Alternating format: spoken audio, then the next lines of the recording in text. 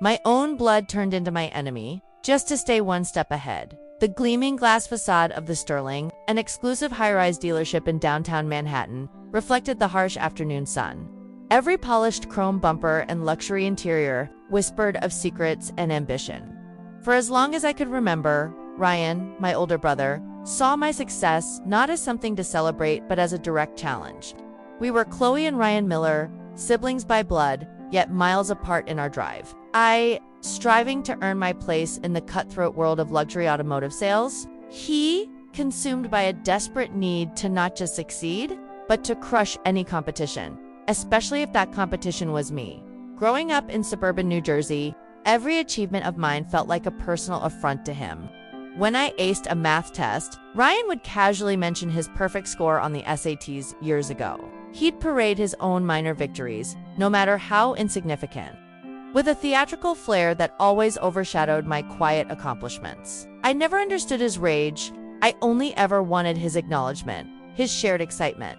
I'd show him a top sales report, a glowing customer review, and he'd just sneer. "You think that's impressive, Chloe? Real players close deals, not just a couple of sedans. You'll always be one step behind." He'd dismiss my enthusiasm, often literally, leaving me with a crumpled printout and a shattered sense of camaraderie. The year I turned 20 was a turning point. My innovative sales strategy for attracting new clients to a local dealership was recognized with a regional award.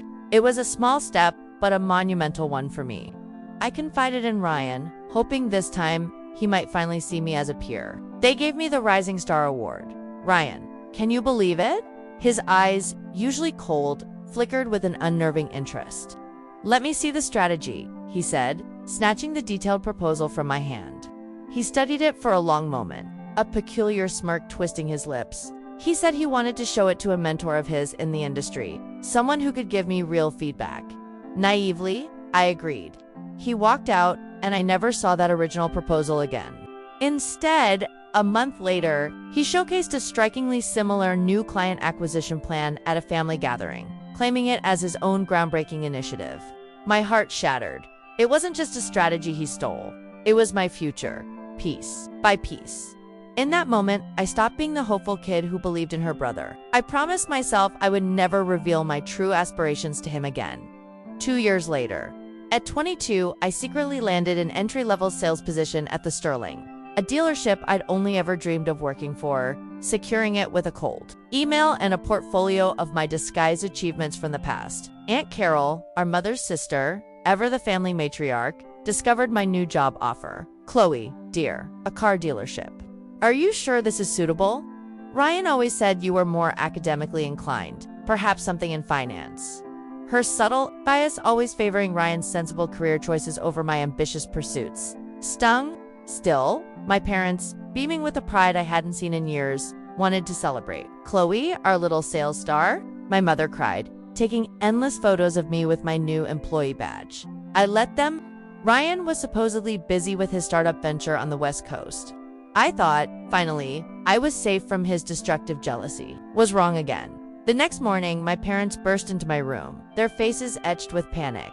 "Chloe, your brother. He's in trouble," my father whispered, tears welling in his eyes. "He needs your savings for a critical investment to save his company." Ryan arrived that afternoon, looking disheveled, arm in a cast. He claimed he'd been in a terrible accident during a high-stakes business pitch. He limped dramatically, sighing about the trauma of it all. I knew it was a performance. Just days before, I'd seen a video of him at a college reunion party. Perfectly fine. But he collapsed onto my bed, claiming the injuries made him too weak to move, demanding I transfer my entire savings for his emergency. That night, I made him his favorite lasagna, playing along, letting him feel secure in his fabricated victimhood. After a grueling 2 weeks of me scrambling to cover my own rent and expenses, Ryan announced he was throwing a comeback party to celebrate his resilience and his new investment from me. He invited everyone, our entire extended family, his business associates, even some of my new colleagues from the Sterling. It was perfect. Halfway through the party, as the upscale loft pulsed with loud music and forced cheer, I tapped a champagne flute with a spoon, the chime cutting through the din. "Ryan should give a speech," I announced, my voice clear and steady. "We're all so proud of your triumphant return." He launched into a practiced monologue about overcoming adversity, about the sacrifices he'd made. He was mid-sentence, his voice cracking with feigned emotion. When I walked up to him, I put my arm around him, pulling him into a seemingly warm embrace. Just as I pulled away, my fingers brushed against the rigid edge of a hidden microphone and a small, almost invisible camera strapped to his wrist. His face went white. Ryan screamed, a raw, panicked sound. My Aunt Carol gasped, her hand flying to her mouth. The room went silent while everyone stood frozen in shock. I strode to the massive flat-screen TV displaying a sports game and, with a swift movement, switched it to a live feed. On screen, plain for everyone to see, was a recording. It was Ryan rehearsing his accident story in front of a mirror, complete with exaggerated limps and choked-up delivery, counting bundles of cash. The audio was crystal clear. "You think this is just about you, Chloe? You've shamed our family name in front of everyone," he shrieked, his pretense finally crumbling instead of admitting anything. He stormed out, pushing past our stunned parents and into the night. I went back to the kitchen, leaving my parents to deal with the bewildered guests. The next morning, I woke to my mother's furious voice. "How could you do this, Chloe, your brother? He said it was just a joke, a test of loyalty." I just stared at her, numb. I saw the reflection of his deceit, not in his eyes, but in the emptiness of my own potential.